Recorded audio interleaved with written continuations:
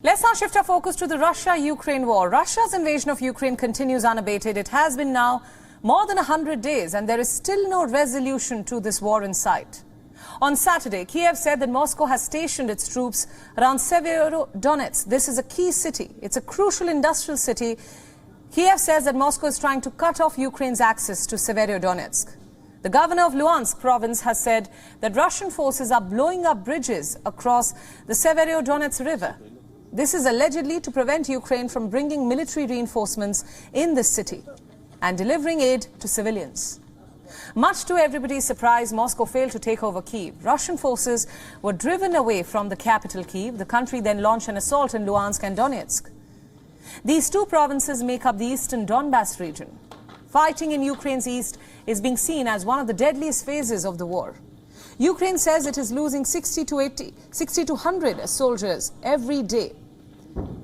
Russian soldiers also attempted to advance towards Lysychansk, but they were stopped. Russia's defense ministry has said that its forces shot down a Ukrainian military transport plane. The plane was carrying weapons near the Black Sea port of Odessa. Meanwhile, Britain's defense ministry has said that the Russian air activity remains high over Donbass. Russian aircraft are carrying out strikes using both guided and unguided munitions. The way this war has transpired, one cannot help but think why the mighty Russian military has not been able to bring the Ukrainian side to its knees. Before the war started, Ukraine had 318 aircraft, while Russia possessed more than 4,000 aircraft. Ukraine had 112 helicopters against Russia's more than 1,500. There was a huge gap or difference between the military capabilities of the two sides, yet war has dragged on for more than 100 days.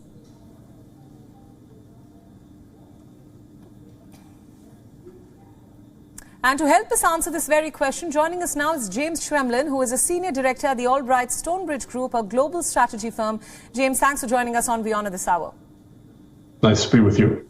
My first question, Russia says it has shot down a Ukrainian plane carrying weapons. It has been more than 100 days now into this war, and still, Ukrainian planes are in the air. What do you make of this? Yeah, I think it's a testament to the changing nature of warfare and the willingness and ability of asymmetrical means to kind of counter let's say, exquisite high-end capabilities.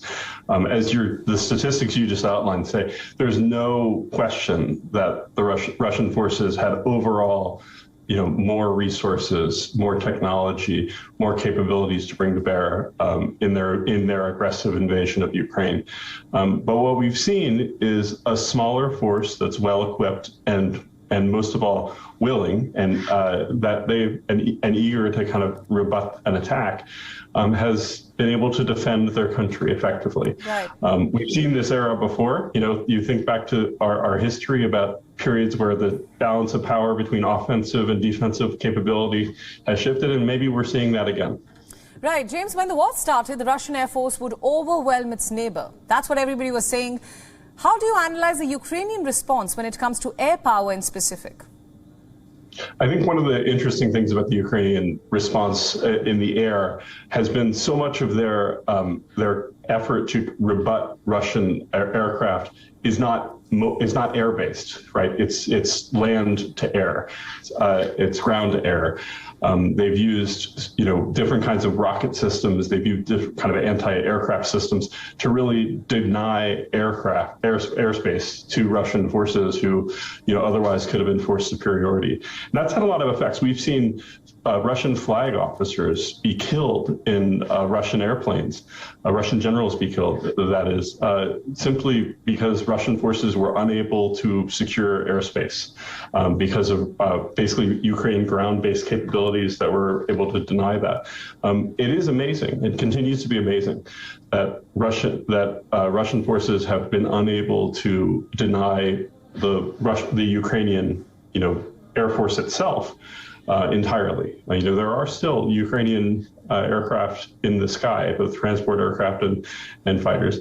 And most importantly, and I think probably to most effect, Ukrainian unmanned aerial systems, which have really been used to great purpose in this fight. Right.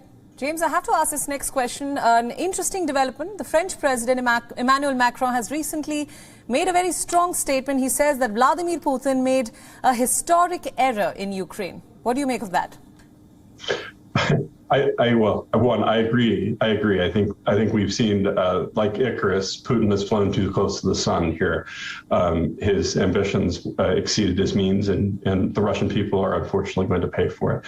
But you've seen President Macron, you've seen Prime Minister Johnson, you've seen Chancellor Olaf Scholz in Germany, you've seen, of course, U.S. President Biden say much the same thing. And I think in many capitals, that statement, even if it's not publicly shared, is privately held. Right. Just a final question there, James. As we know, in any war, the first move usually is to negate the adversary's air power. And given Russia's overwhelming firepower, do you think that Moscow was able to fulfill its mission? So I think one thing that we need to be careful of is declaring a premature victory here. On behalf of the Ukrainian forces. There's been a lot of attention paid on economic sanctions. There's been a lot of attention paid on the failure of Russia to achieve its early objectives. But this is still an active battlefield, and a lot can happen. And I think it's important not to be complacent in this, in what is going to be a long fight, because I think it is clear so far that Putin has no intention of unwinding the offensive action that he chose to take. This was an unnecessary war that Putin imposed, and he is going to be the one who has to stop it. That he has to be the one to decide to stop. Now, I think one element of that is there has to be a willingness to negotiate across the table, and I think the Ukrainian government has made signals that they're willing to negotiate so long as they have a willing interlocutor. But ultimately, Putin started this, and he's going to be critical to ending it. Absolutely, James. Thanks so much for all those perspectives. Thanks for joining us on WION World is One at this hour. WION World is One is now available in your country. Download the app now and get all the news updates on the move.